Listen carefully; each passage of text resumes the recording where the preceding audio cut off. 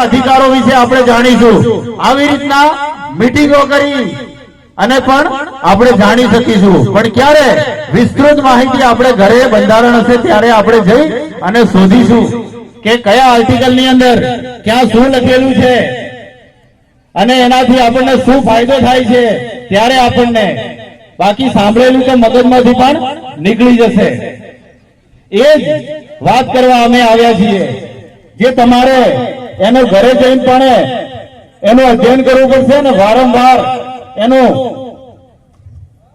વાંચવું પડશે અને જોવું પડશે, એકબીજા જોડે ચર્ચા વિચારણા કરવી પડશે, ત્યારે આપણે આપણા હક અને અધિકાર જાણીશું, ત્યારે આપણે સરકાર અને પ્રશાસન સામે ફાઇટ આપી શકીશું।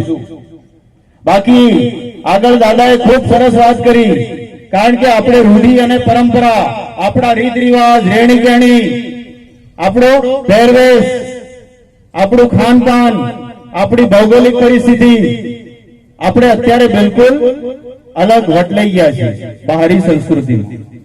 એટલે આપણે આદિવાસી કોણ અને ગેર આદિવાસી કોણ ખબર પડતો નથી। એટલે આજે શાસન, પ્રશાસન, સરકારો, પાર્ટીઓ, નેતાઓ, ફેતાઓ બધા આપણી ઉપર રાજ કરીને જતા રહે।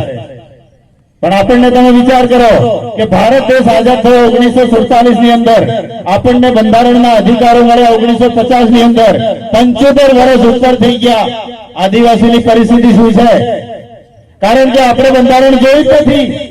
જે કઈ આપણા અધિકારીઓ થઈ ગયા એમને પણ આપણા સુધી બંધારણ આવવા નથી દીધું। બંધારણમાં શું જોગવાઈ કરી છે એ પણ આપણને જાણવા નથી દીધી। આપણા જે નેતાઓ થઈ ગયા એમને પણ આપણા વિશે કઈ પણ વાત આપણા સુધી જણાવી નથી। ઇલેક્શન આવે, પોટલી, ચવાણું મળી જાય એટલે પૂરું, આપણા અધિકાર મળી જાય, ખાલી કેટલા 12 કલાક માટે। પછી બીજા દિવસે બીજા 12 કલાક માટે બીજા નેતાને હોદવો પડે।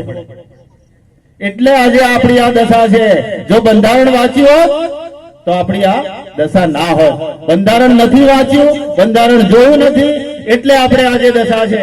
એટલા માટે હું કહું છું, તમે જ્યારે મને બોલાવશો ત્યારે મારી ટીમ અરવલ્લીથી આવશે અને તમને વિસ્તૃત માહિતી આપશે। પણ તમારા જોડે બંધારણ હોવું જોઈએ, તમને પણ સવાલ કરતા આવડવું જોઈએ, અને તમે પણ એક એક આર્ટિકલને લઈને જાણો, અને ના ખબર પડતી હોય તો વિસ્તારથી પૂછો કે કયા આર્ટિકલ દાદા અમને આ સમજાયું નથી, અમે સમજાવીશું।